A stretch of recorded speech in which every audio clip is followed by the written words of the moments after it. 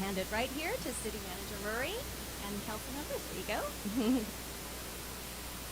Thank you for presenting that. We really appreciate it. And we have council member-elect Cookie Gordon.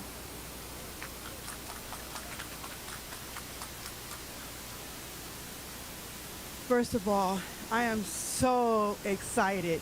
How about you? Are you excited?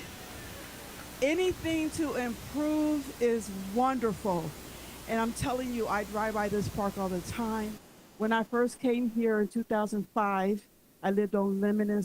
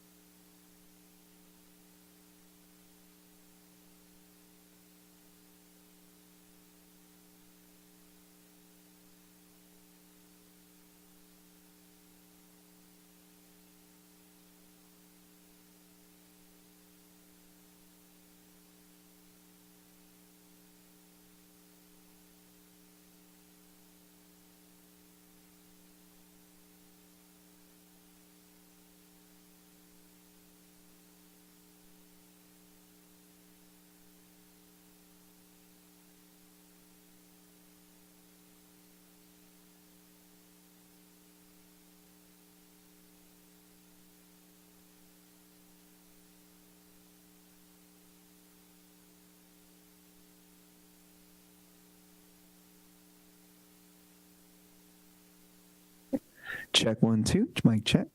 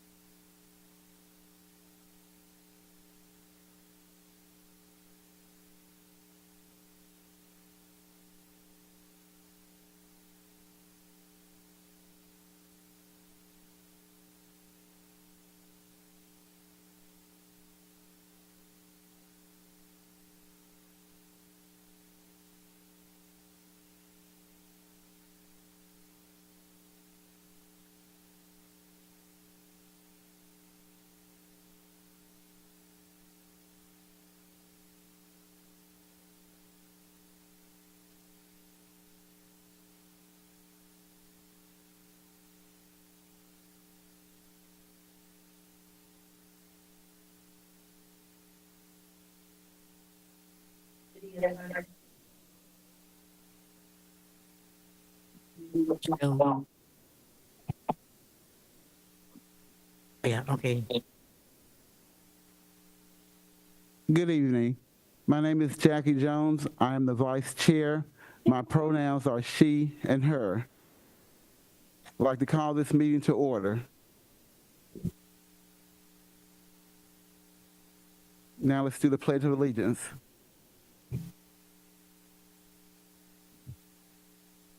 Oh.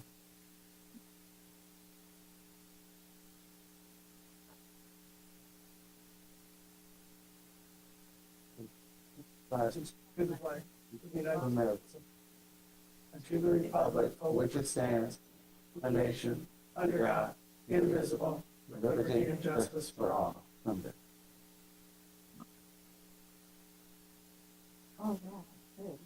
Now we'll have our roll call. Thank you, Vice Chair Jones. Commissioner Briseno? Here. Commissioner Farrell? Here. Commissioner Geddes? Vice Chair Jones? Here. Commissioner McDonald? Here. Commissioner Santos? Here. Thank you. The next item on the agenda is the community forum. I do not have any speaker cards. Manny, is there anyone online? Thank you. Through the Vice Chair, currently do not have any speakers signed up for the community forum online at this time. However, I did start a 2-minute timer, which is reflected on the top left corner of your screen. Should any members of the public sign up for the community forum, I'll be sure to let you know. But in the meantime, feel free to carry on with the agenda. Thank you. Commissioner McDonald, pronouns she, her. I'd like to ask if we could get an explanation on how to sign up if you'd like to speak for the public. Absolutely. We have speaker cards in the back table. If you would like to speak this evening, please fill out one of the speaker cards and you can bring them directly to me and I will call you forward at that time. Thank you. And Thank you, Commissioner McDonald. And for individuals on Zoom, if you would like to participate, feel free by raising your hand or hitting *9 on your telephone to raise your phone, and then we will, raise your hand on your phone, and we will call you from there. 40 seconds left on the timer. Still no members of the public have signed up for Community Forum, Chair. Thank you. The next item on the agenda, item 5, informational item, a presentation by Vallejo Together. Can I ask a question before we go to that? Is that the presentation that was included in the packet that we'll be seeing? Yes, it's the same PowerPoint. Then I believe Commissioner McDonald needs to recuse herself. Ms. Nebb, could you clarify that for us, please? So I see the chair has left, or the vice chair has left. Thank you. Can you hear me, I'm assuming? Yes, we can hear you. Thank you. Okay. So I don't actually know what the purpose of this item on the agenda is. So obviously funding requests to Measure P are generated by requests from the city. So I'm not sure what the agenda item specifically is. That is before you this evening on this. It's labeled as a presentation, so I'm not sure what the purpose of the presentation is. Well, in the later pages of the presentation, it asks for requests for funds for Measure P.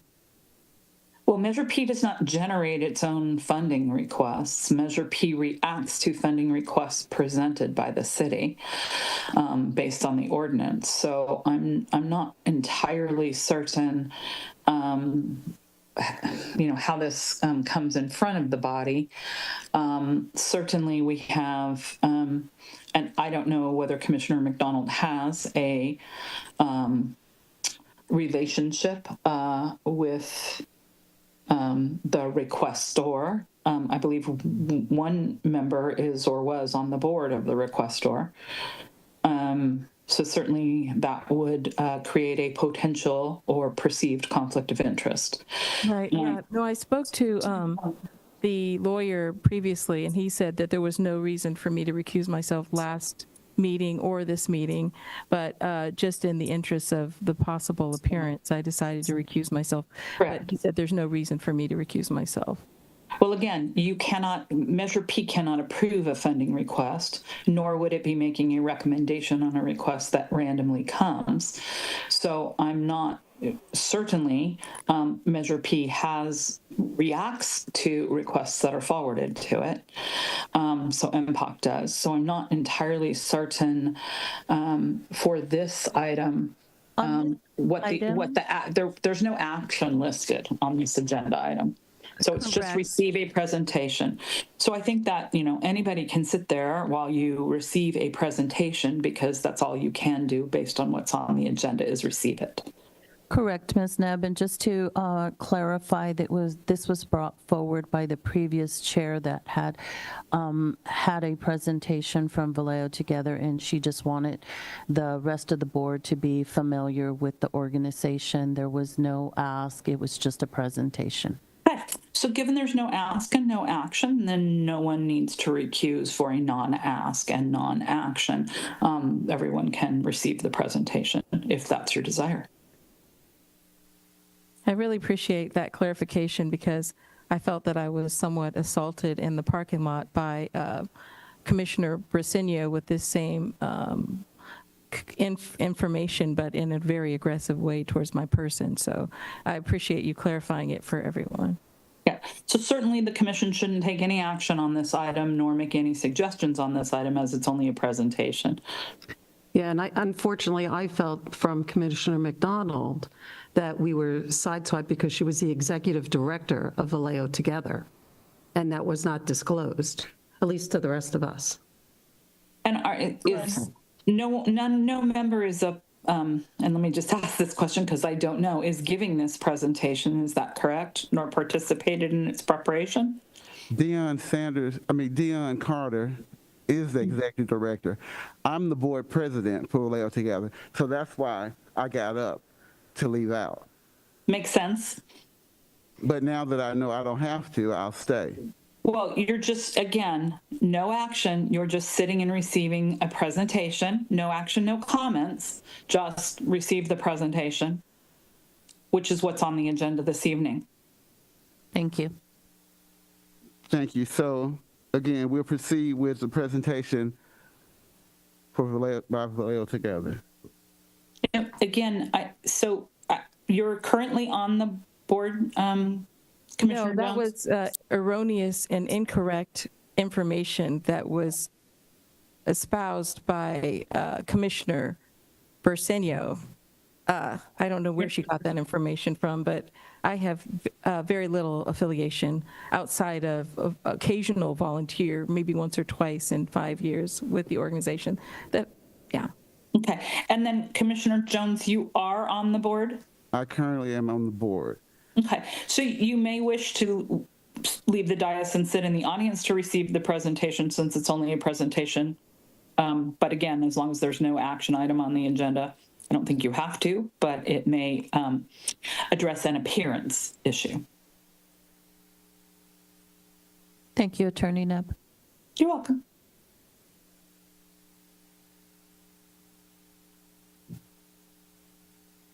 Ms. Carter, Director Carter, you can proceed. Absolutely. So I want to thank you all for allowing me to present about Vallejo Together. My name is Dion Carter, and I'm the Executive Director. And I'll just start by saying that we are supporting the health and wellness of people experiencing homelessness in Vallejo. We like to use our motto, together we can, together we will, because it's really important that, as an organization, that we collaborate with our partners. This is a complex issue, and it requires a complex solution. Next slide, please. So just for a quick organizational history and background, our late founder, Maria Guevara, founded a grassroots movement back in 2010. Um, it was a very long time ago. And then from 2019 to 2024, we were shifting from a volunteer-led and driven grassroots effort to a nonprofit organization. And we became a nonprofit in 2019. And what we've been doing, we've been increasing our board and we've been strengthening our organizational infrastructure. Next slide, please. So we have embraced a public health framework, and we believe that housing is health. And so our organization is operating on these different levels to influence policy and legislation, to also encourage people to change their organizational practices, to be more culturally sensitive to people who are experiencing homelessness, to be using people first language and things like that. We also foster coalitions and networks. We have been running the Homeless Roundtable for Vallejo for quite some time. And we also have some other coalition efforts to address homelessness here in the city. We also educate providers. We've been talking a lot about trauma-informed care and people-first language and how to respectfully engage with people who are experiencing homelessness, and then also strengthening individual knowledge and skills. So we also go out into the campsites. We're boots on the ground. We do not have a brick and mortar building. What makes us unique is that we are a mobile nonprofit organization. We understand that transportation is a barrier for people without homes, and so we go to where people are. Next slide, please. So we understand that homelessness is a public health and safety concern. So there's been a lot of discussions about the sweeps, about the trash, about the blight, but there's also been a lot of discussion about the fact that there's nowhere for people to be moved to. And so Vallejo Together, we do understand that it is a public health and safety concern, but not just for those who are housed, but also for those who are not housed. Next slide, please. So I just wanted to quickly give you an overview of our programs. We have our Mobile Basic Needs program. And again, we consider this to be our traveling resource center. So under this program, we have our monthly outreach caravan. So we are going out to the campsites on the first Saturday of every month, and we are now expanding to the third Saturday of every month. We also do direct service resource referrals. So our volunteers, we have a resource list that's very comprehensive, and we provide those resources and referrals to people when we're out in the campsites. We also do crisis response. We get so many calls every week about people needing support. They might need a tent, they might need a sleeping bag, they might need to get in contact with RCS, which is Resource Connect Solano. We also get calls from service providers who are desperately seeking services, and they hear Vallejo Together's name and they'll give us a call and ask us to respond to someone who is in need. Our navigation support and transportation, we have one volunteer right now who is handling most of the transportation. However, we have 2 vans, and we're ready to get behind those vans and pick people up and take them to their appointments. We also have a mail service. So we know that it's very difficult once you are without a home to be stabilized when you don't have a mailing address. And so we collect mail. We have a volunteer that gets those mail items to people without homes. We also have a really strong partnership with Resource Connect Solano. So for a while, we were doing homeless certifications. We were also doing intakes. I get a lot of calls from other cities, people looking for their family members who are living in encampments. So I have a direct line to RCS to find out if they have the person in their system, and then we try to locate the person to provide those sorts of supports for them. We also have a partnership with the mobile showers. So we used to do the mobile shower work, cleaning the showers, but right now we provide the transportation because, again, you can set up a mobile shower, but if people can't get to it, then what's the point? So we provide the transportation for them to get there. And when they get there, there's also opportunities for navigation support and resources. Next slide, please. Our second program is our Interfaith Coalition on Homelessness.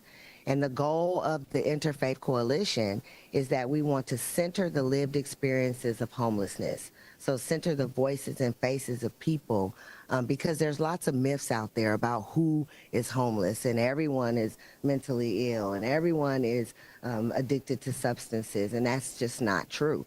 And so we want to educate the community about the diverse lived experiences. You have people who are underemployed, unemployed, veterans, people who are coming out of prison, people who are victims of domestic violence. You have people who are working and living in their cars. So that is our education and awareness initiatives. We also are doing the Solidarity Not Charity. This will be our second annual. And during that week, we'll have our memorial ceremony where we memorialize our friends who have died without shelter here in Vallejo. And then we also are doing the National Hunger and Homeless Awareness Week, which is every November. And so the Interfaith Coalition is small but mighty. They have come out to some public meetings, and we do public prayer circles. And again, it's open. It's not based on any particular religion. It's people and individuals and organizations who have a faith-based background. Next slide, please. Our third program is our Community Advocacy Cabinet. And this is a very important to me as the executive director. It's very important because we can go out and we can provide basic needs items and meals, which I forgot to mention, we do the meal partnerships through the Interfaith Coalition as well. But we can provide those basic needs items. However, we have to be involved and be allies to help in solidarity to advocate for the needs of our unsheltered neighbors. So our community advocacy cabinets is informed by public meetings that we are participating in regularly, like CAP JPA Solano and the Continuum of Care. I sit on the governance committee for this Continuum of Care. We attend the Housing and Community Development Commission meetings, City Council, and Board of Supervisors. And we attend these meetings because it informs our strategy, and it also helps us identify gaps in services that we want to fill. So we have our community action teams for outreach and education under this community advocacy cabinet. And that is also what houses the homeless roundtable that the city will be doing pretty soon. So we've been carrying that when other cities have, their city is running the homeless roundtable. So we're gonna be turning it over to them, but we're gonna still continue with our advocacy and our collaboration and resources. Next slide, please. So we're gonna go ahead and move forward and skip over those slides. We can go to the next slide, and we can go to the next slide. All right. So I just would like to invite you all to participate in our Solidarity Not Charity Week. It'll be the last week of this month. We're going to end this fiscal year with a bang. On the 24th, right on the steps of City Hall, which we did last year, we'll do again this year, is the memorial ceremony and the Interfaith Prayer Circle. We're having a virtual lived experience panel, and I'm partnering with the Homeless Union to dispel myths about people without homes and to also raise their ideas about solutions to the problems they face. We're also doing a social media campaign called Sharing is Caring. And so there'll be a lot of education and awareness. For example, people say that people living in encampments are criminals, right? People who live in homes are criminals as well. And so it's almost the same percentage that's housed and unhoused. And so we want to kind of raise those things because when people believe those myths, it's really hard to get those services for them. At one of the city council meetings, there was a person there who was like, they're all criminals and I've been a victim of crime. And then one of our unhoused neighbors got up and said, I don't want to be a victim of crime either. And so we just want to continue to raise the awareness, to dispel the myths, to open up the door for more solutions that are realistic. And then the last thing for that week is our citywide outreach caravan. Last year, we had over 100 volunteers from an organization called Hobie, which is a youth organization that did their annual training here, and they picked Vallejo together. So we were able to visit all these campsites around the city to provide meals, basic needs items. We also were down at the farmers market doing our education and awareness campaign and passing out information there. So we invite you all to join us for one of those days.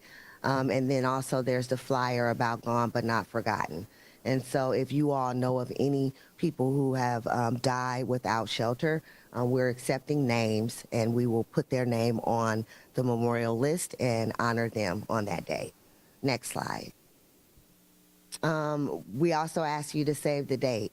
I was never able to meet Maria. However, her legacy lives here in Vallejo, and her fingerprint is all around this city, having been a foundation for many other nonprofits to kind of get off the ground, was because of Maria.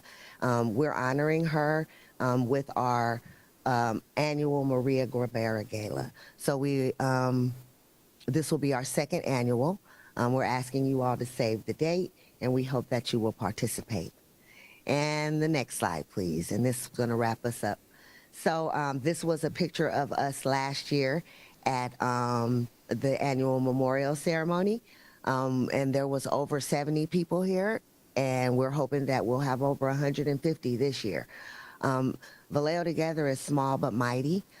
We have not really had any sustained funding, but we've been able to do some great work. And so I just want to thank you all for allowing me to present on Vallejo Together.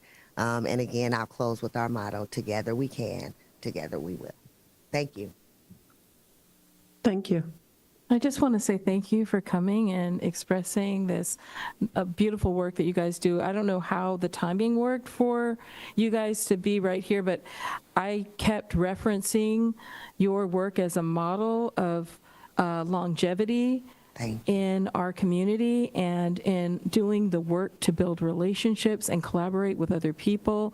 And I know that recently the Measure P committee approved a $1.5 million allotment for the Felton Group.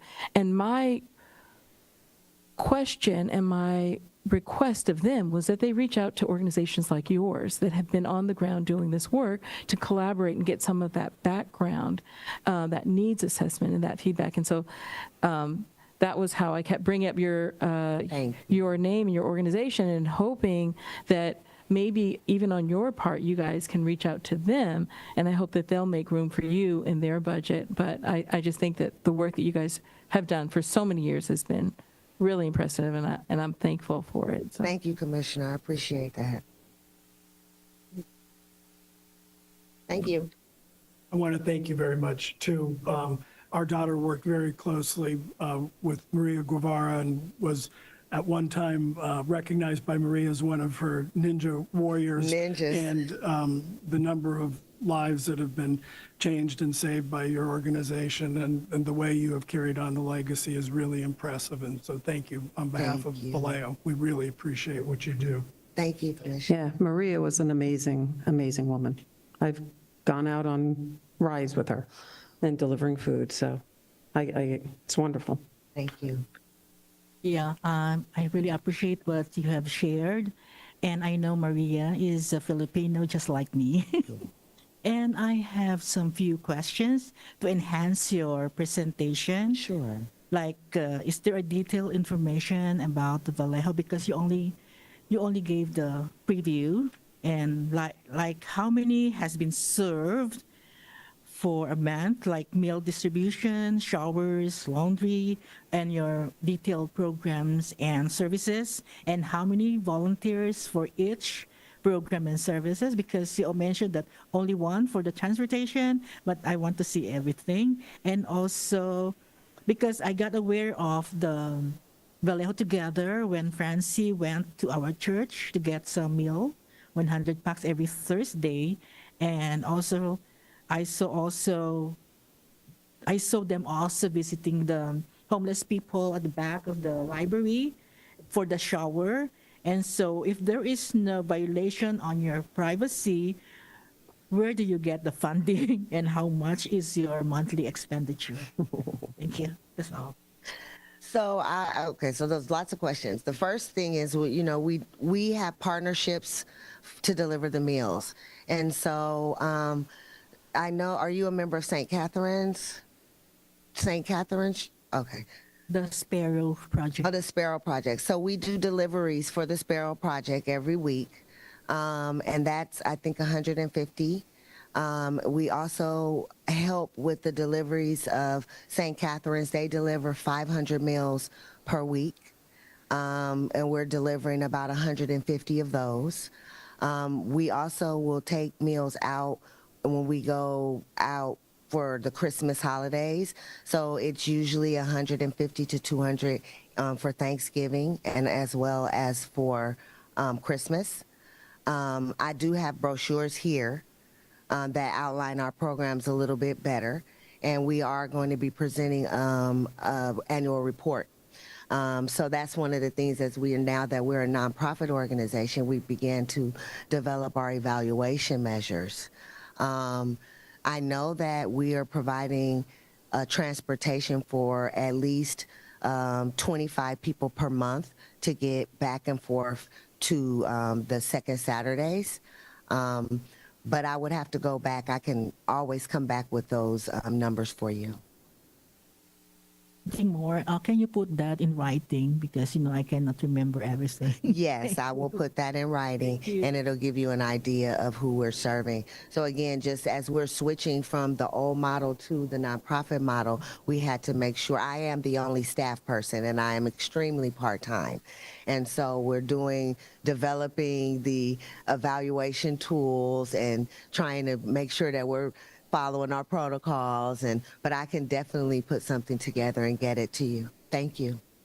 And so I can give you these. I just want to make a statement. Can you guys hear me?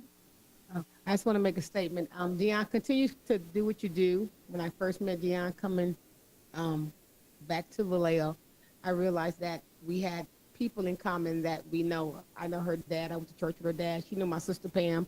They did a bunch of stuff in Oakland years and years ago with the community and peace. So continue doing what you're doing because the community really needs you.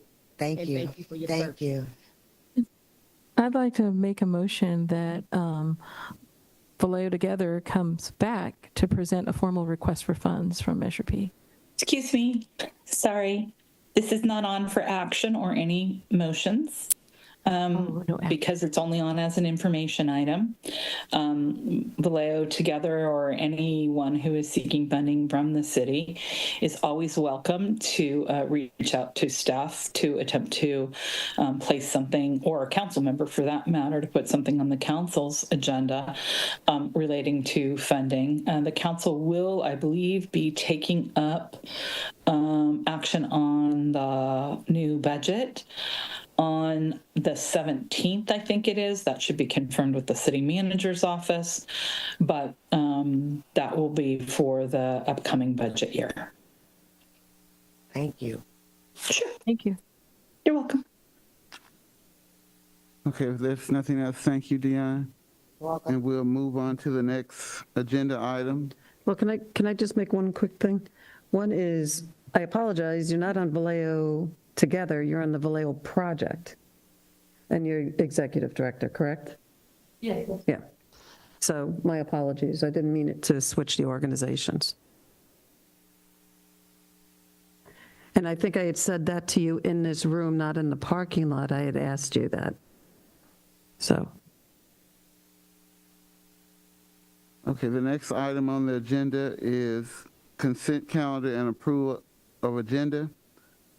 Approval of May 28 meeting minutes.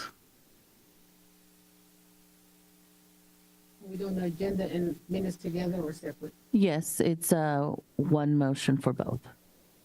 Move that we approve the agenda items, the agenda for 6/9/25, and we approve our May 28, 2025 meeting minutes. So moved? Seconded.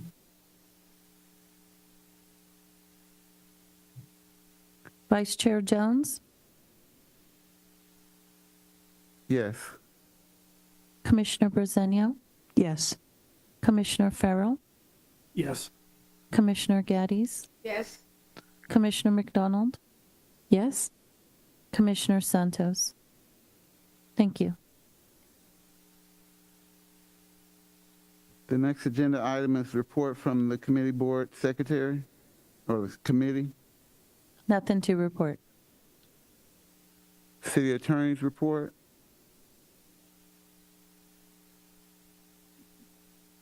I'm assuming she's saying nothing. Okay. Sorry about that. I was having trouble unmuting. No report at this time. Thank you. The report of the city council. Nobody's here. We do not have a council member, Matias, present. All right. Okay. Report of the chairperson. He's not here.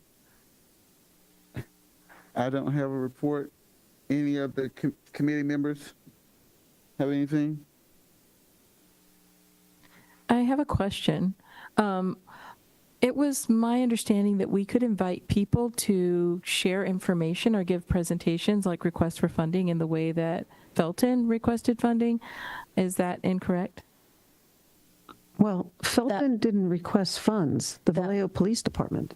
And that was agendized through they came, they did a presentation, and then the committee had to agendize it for them to come back. Then they came back with a budget request at that time. So it's a two-step process. Correct me if I'm mistaken, Attorney Nebb. So not necessarily a two-step process. So the Citizens Oversight Committee, essentially, its powers involve making recommendations on funding requests or requests for the use of Measure P funds made by the city. So because the city council or staff was proposing that Measure P funds be used for either partial or however much of the funding of the Felton Institute, then that item needed to come before Measure P for that recommendation. So I think that the confusion lies in how it gets to you and how an item may be, for lack of a better word, proposed. The specific language of the ordinance is that the Oversight Committee shall annually review and report on the city's proposed and actual expenditures of proceeds generated by the transaction and use tax, and B, the independent annual audit required under this chapter. That's the chapter that creates Measure P. The committee's report shall be submitted to the City Council for review and discussion at a public meeting of the City Council and shall be available to the public. So generally speaking, what you're looking at is essentially all funding requests that are proposing in any way to utilize Measure P funds, and then the backside of the reporting once those funds have been allocated to a specific project, the backside of reporting on how they were expended and the oversight into whether they were expended properly and in accordance with Measure P, the recommendation, and the council's guiding principles, which is a resolution for the expenditure of Measure P funds. So generally speaking, funding requests don't come only to this board or aren't generated by this board. They're generally generated internal to the city by the city council, by staff, proposing to utilize Measure P funds for one expenditure of another. And a lot of those have come before you, obviously, in the history of this body. Okay, a quick, Can I add one please. point, which is that we are free, of course, to talk to the city manager or other city staff or council members about items that we would like to have before us with recommendations for funding. So the council or the city manager, for example, could initiate a recommendation based on a request that we make, but not probably as the Measure P Oversight Commission, but just as Vallejo citizens. So we are still able to influence and recommend what we would like to see come onto our agendas, but the ordinance was correctly summarized by the city attorney. So the follow-up question was that about the reporting and the oversight part of the responsibilities. At what point do we do that oversight, and will we be given training on that oversight part of the responsibility? Yeah, you will receive from the Finance Division, which is the division that works with this committee, you will ultimately receive the audit information and the expenditure information on Measure P, and that will ultimately be presented to you for your review. Now, in terms of, I'm not sure what you mean specifically by training, but the staff can assist in terms of your looking at it, what you could or should or would be looking at, what your recommendations and or ideas could look like relative to, oh, well, we don't think this was expended properly. Here comes the finance manager who can talk to you about that way better than I can. I didn't realize you were there, Rika. I didn't see you. Sorry. Thank you.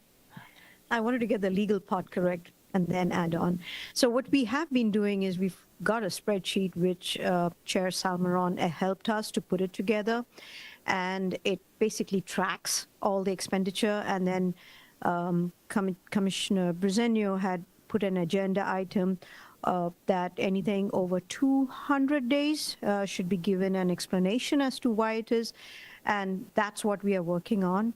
I did not bring it here right now because I think it was like probably 3 weeks ago that we had last presented. There hasn't been much change, but by your next meeting, which will be next month, I'll send out that spreadsheet to everybody over here, and so that you'll be able to see every month what has been expended, where it is, and if something has not been spent, then probably a staff member could explain why.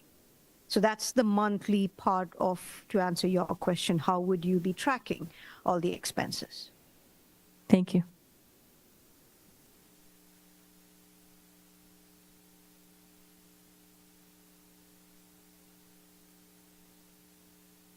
I think we're on 11A of the action calendar.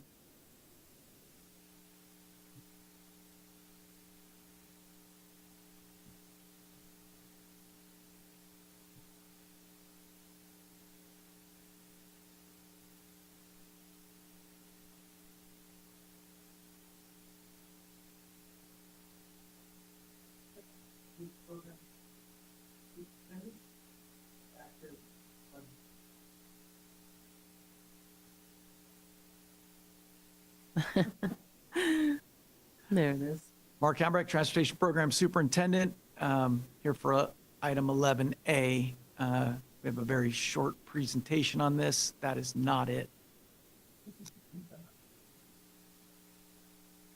So this request is for $1 million for the engineering part of the work for the 2026 roadway paving restoration project. I'm here representing the Public Works Director, Oscar Alcantar. Next slide, please. So the $1 million for engineering, again, these paving projects require planning, engineering, bidding, contracting before construction can commence. To deliver these paving projects each summer and fall, these efforts have to repeat each year and must be funded each year. For optimal bid results, we want to be going out to bid in the wintertime so that the contractor can start construction as soon as the nice weather hits us in the spring, early summertime. So we need to be starting the engineering essentially now to be done in December, bid the project late December, early January, bid results late January, early February, go to council in February, contract in March, have the contract awarded, and the contractor can start in April, May, June. Next slide, please. So Public Works is going to engineer and deliver a surface seal and a pavement rehabilitation project every year under this effort of the pavement management program. The $1 million ask is for the fiscal year 25-26 fiscal year. And again, engineering for the pavement projects in the CIP pipelines. We would deliver this project in the summer of 2026. We already have the money and are out to bid for the 2025 project. We're working still on the candidate streets for the 2026 projects. We have a 10-year plan in the works. I have a draft of that in my office. I've given feedback to the consultant on that today, last week, and then again today. And I expect to have the actual street list by the time I take this item to council, assuming I get an approval tonight.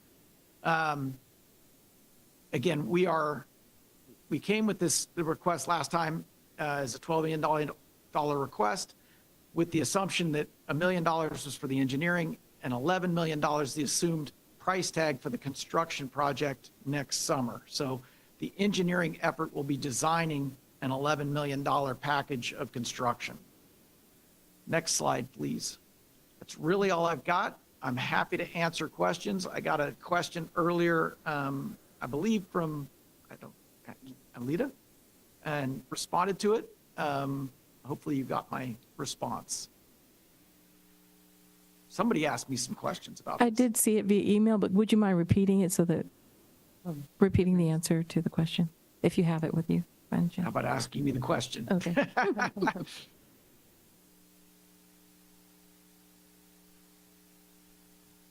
So sorry, but I want to say it again because I'm more on the detail.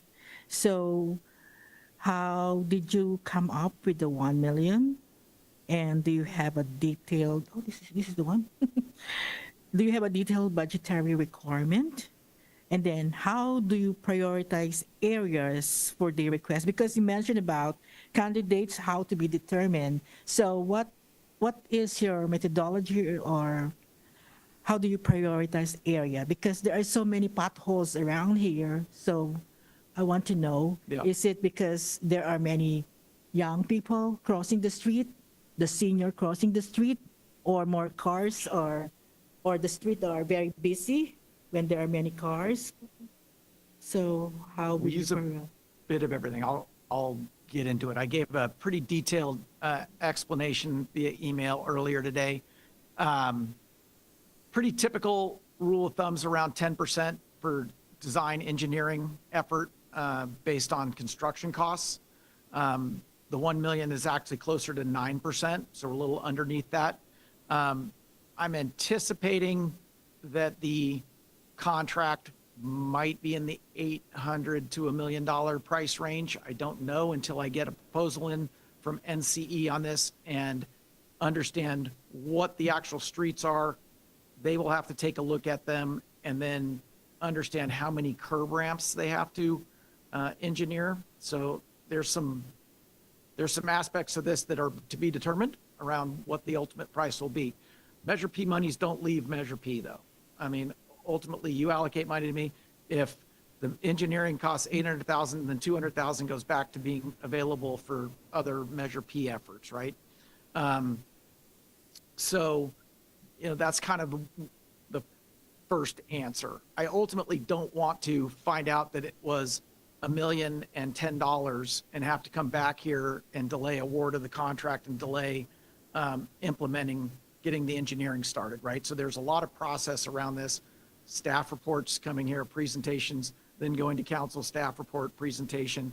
And if we come up $10 short, I got to repeat that again. So it's better to make sure I ask for enough and get the work going. And if it ultimately ends up having a little more money than we spent, the money goes back to Measure P, so it's not going anywhere. In terms of street selection, there's a lot into it. As I said in the email, every 3 years we do a full evaluation of the roadway network in Vallejo.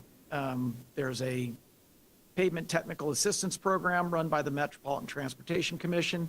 They give grants out that cover about 80% of the costs of that effort, and we apply for that every 3 years. We're actually required to do that in order to maintain our eligibility for discretionary transportation funds that get dispersed by the Metropolitan Transportation Commission. And we completed that study early 2025 is our latest one. And again, That involves a consultant going to every roadway segment in Vallejo, doing an evaluation through a training that they take. They're certified to evaluate the pavement. They do a whole markup on a survey of every roadway segment, sometimes multiple parts of the segment. If the segment is very long, they'll do multiple segments of inspection. All of that data gets loaded up into a program called Street Saver that is hosted by MTC, and it contains all of the data around Vallejo streets, including width, length, what the street is made out of, what the traffic load it carries, volume and truck traffic, large vehicle traffic, what the conditions are. Again, these inspections based on what they see on the surface, but also whether the pavement is deformed, whether it's alligator cracked, transverse cracking, weathering. All this data goes into this system. Inside that system, there's also a number of inputs around what kind of treatments we would use on the streets, what those treatments cost. Trying to think of what else I might have put on that list. I'm going to run out of thinking about it on the fly. From there, we use that system to run a series of kind of scenarios, right? We can query that system and say, I want a 10-year paving plan based upon investing $10 million a year. And it will spit me out 10 years of streets telling me I should crack seal all of these streets, I should slurry seal all of these streets by year, by 25, 26, 27, it'll give me a 10-year plan. But it works off a set of assumptions, right, that get put into the system. So the information you get back is only as good as the information you put in. So when we went to council 2 years ago, we talked about doing a $120 million investment in the streets over 10 years, so $12 million a year. And we continue to use that as the scenario upon which we're building this 10-year plan. So we've gotten the data back out of the system, us and our consultant, Nichols Construction Consulting Engineers, NCE. From there, we take that plan, because the system's only so smart. It doesn't know what else is going on in the city, and we tweak it. So, for example, this coming 2026 year, I know that I want 5th Street in the program because I have a participatory budgeting project that was funded by the council that says we're going to do a bike and ped improvement project on 5th Street. And for me to do that project, I want to do it on fresh asphalt, or at least resurfaced asphalt, rather than putting the project in and then having that project show up in 28 and have to take those improvements off, put the pavement down, put them back. Just costs more. So I have certain streets that I've told the consultant, like, I know what the program said, 5th Street's somewhere out in 2030, or I want it moved up, and I want it in this year, and whatever the treatment that comes along with it. In addition, the Street Saver, like I said, will spit us out a plan that will tell us to, slurry seal this segment, grind and overlay this segment, full depth reclamation this segment, all in 1 year. That's really difficult to bid and for contractors to construct. The equipment and effort you put into full depth reclamation is much different than grinding and overlay and different than slurry sealing. So we are heading down a path of doing a surface seal treatment on a whole bunch of residential streets every year, plus a pavement rehabilitation project every year. So every summer, we're going to do 2 packages. And mixing and matching, whether something gets done in 2026 or gets done in 2027 is not that big of a difference. Vallejo streets are in terrible condition. So we are a target-rich environment as it relates to selecting streets at this moment in time. We could pick almost any street in Vallejo and it needs something. That's a pretty good synopsis of what we do. We're engaging with the local utility companies, the water department, Vallejo Flood and Wastewater District, PG&E, around what their plans are for utility work in the roadways, in the right-of-way. And we've taken those try to take that input in around what their capital improvement projects are. For example, multiple of those entities have been doing a bit of work in kind of northwest Vallejo, out in the Meadows mini drive area, doing a whole bunch of utility work. VFWD's been out there for a couple of years, and we had initially a bunch of slurry seal streets that we were going to do out there, and we just overlooked their plans, our plans, and we went, okay, we're going to defer those for a couple of years. We'll come back in after the utility work. So that's another thing we try to take into account. We have our whole capital improvement program that brings other projects to the fore. We have HSIP, Highway Safety Improvement Program projects that are around the schools, safe routes to school projects. We're trying to overlay these onto the street segment selection as we go. So I hope that kind of gives you a sense of it. Yeah, thank you so much. And my apology because I wasn't able to get the That's all right. email. Thank you so much. Thank you both for the email and for the overview this evening. It's very helpful, and not many of those things would have occurred to a layman like myself in thinking about how the city goes about this. I would like to know whether we are able to take into account let's say, for example, a concentration of claims of flat tires or damage to undercarriages of vehicles through risk management that have occurred in certain areas in greater numbers than elsewhere, and possibly pedestrian accidents of striping or other improvements might reduce the risk of those. Are risk management factors considered in prioritizing where work will happen? It hasn't been factored in to date. Certainly, we have a whole separate part of this, which is simply our pavement maintenance program.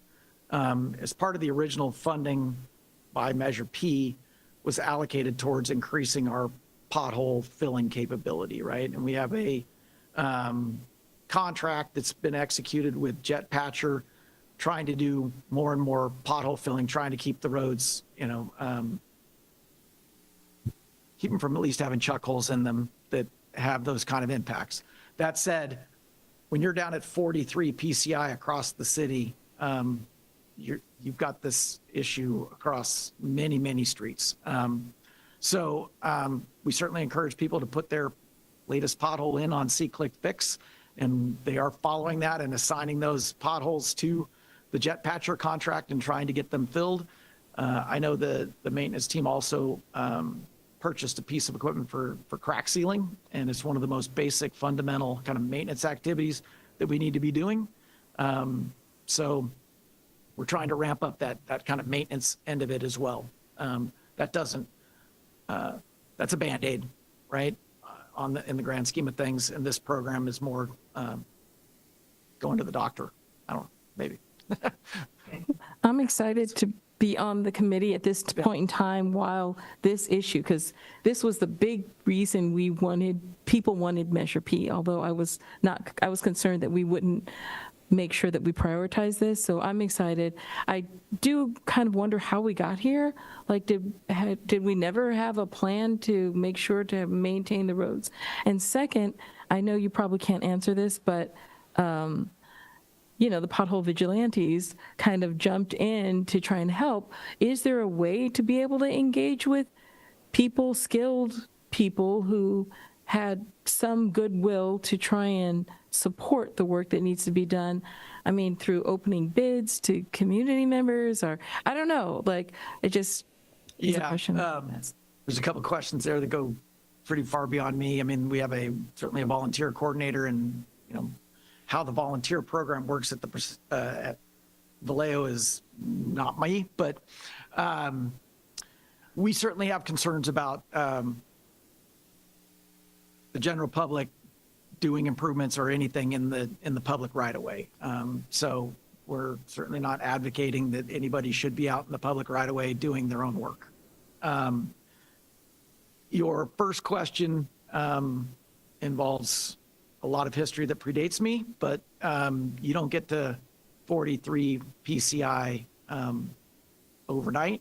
This is systemic underinvestment on pavement management over a long period of time, like decades. And it is going to take, I mean, it's decades to get out of a hole like that. It's not, this kind of investment, the PCI and the improvement in the streets will be very slow. I mean, our projections after a decade gets us up to maybe 51. It's not good. It's a lot of investment over a long period of time. Yeah.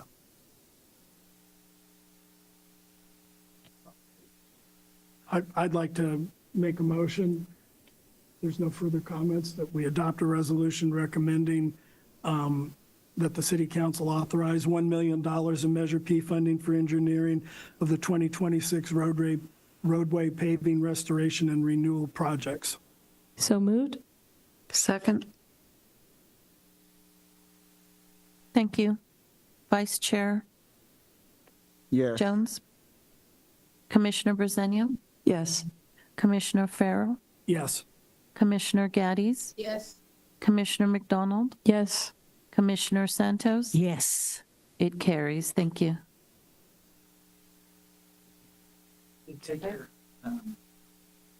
Issue about getting direction back on Measure P, and there was discussion between city manager and council member Diaz. So I'm hopeful that we'll get more. Thank you.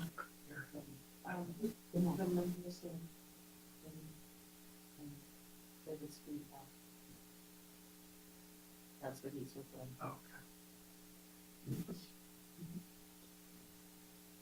11B is the next item on the agenda. That the Measure P Oversight Committee to consider agendizing a presentation from local youth organizations or Vallejo City Unified School District regarding youth programming.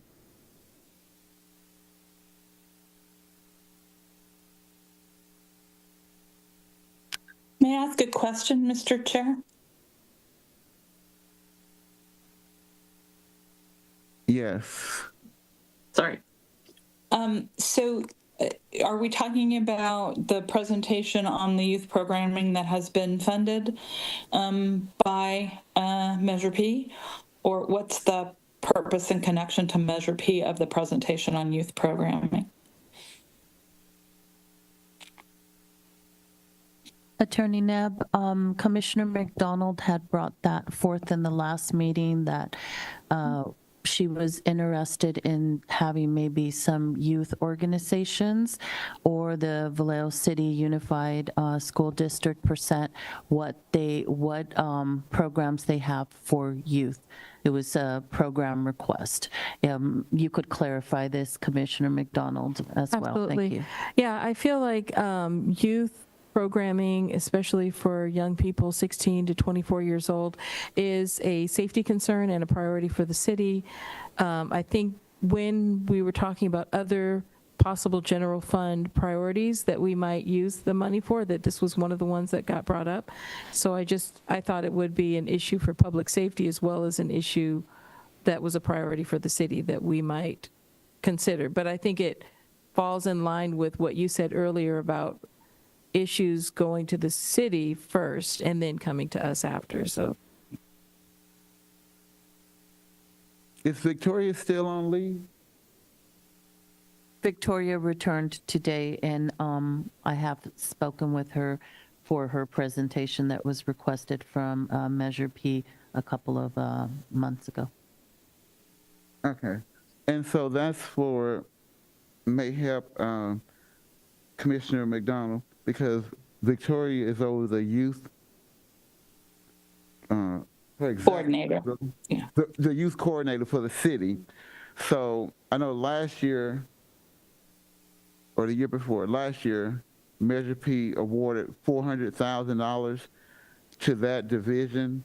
And so that money, we're gonna get a report back from her, but a lot of that, some of that money was divided and given to GVRD, and others was for other programming with youth.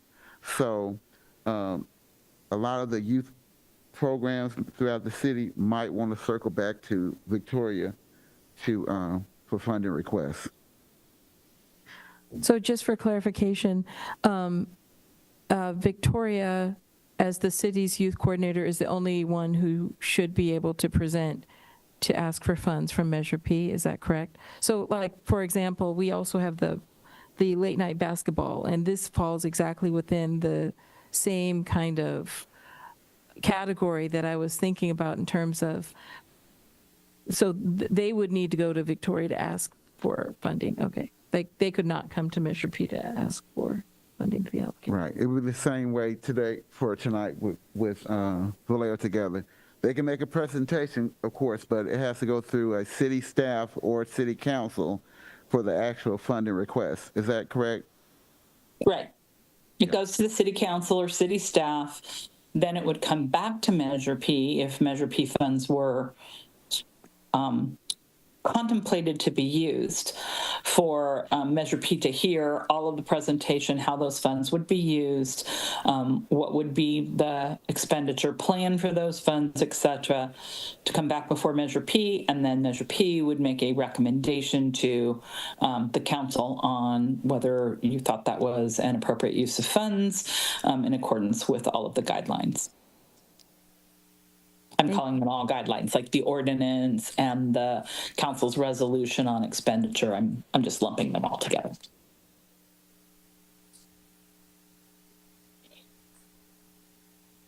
Commissioner McDonald, can I ask a question? For the basketball one, did you go through SARNA at all? Did you ask the SARNA League if they would be interested in trying to do this? Because they're expanding their program. They went from football to soccer to Legos. So it might be, basketball might be right in the next realm. Just a question, I don't know if.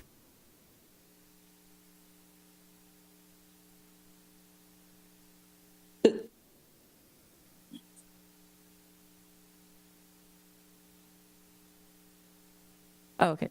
The late night basketball is a program that's based on, I think, GVRD and community-based organizations kind of gather together to put this proposal together. It's like they're working with the Solano Community Foundation and Kaiser, and so it's a group.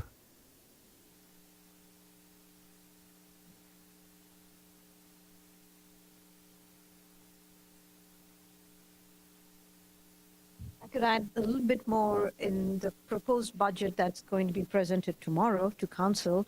There has been a request made to the council members by a group, which I'm assuming it's the ones that you said. And so we are proposing to council, they've asked for 5,000. And so it will be there for council to decide tomorrow. Thank you for that clarification.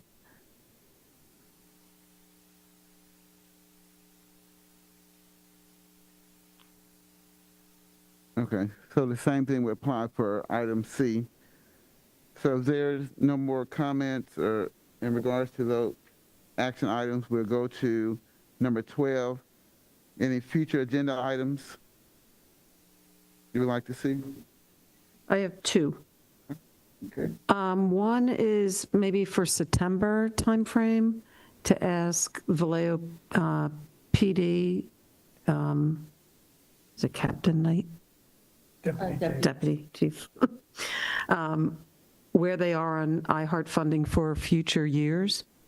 Because, again, we said for 1 year. So I'd like to make sure that they're on track. And then, I was going to ask for a full listing of the roads and their current grading conditions. I know overall we're 41. And I tried to look on the site that he just said, but you can't get the actual roads and what that plan looks like. Is it possible to get a listing of what the roads and what their grading is? For the whole city of Vallejo? Yeah. He said tonight they get that, or they every 3 years, they do make a determination, it sounded like, about every street in Vallejo. So that would be a long list. Okay, thank you. But in Excel, it should be. You can sort it. And, Yeah. I'd like to make a motion that we agendize at a future meeting a report by the police department in September regarding the status of future iHeart funding. Okay, so that item goes through the two-step process, as you're aware, I think. So the item would come back for step one for you to vote about whether or not to put that on the agenda. And then at step two would be the discussion.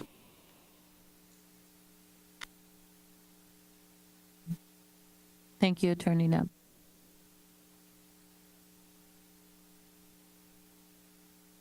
But I'm sorry, with the point being that no motion is proper on something that you're bringing up as a future agenda item because it isn't on this agenda. That would happen at the next agenda once it is on for step one. Yes, thank you. Any other comments? All right, we'll move on to number 13, meeting adjourned.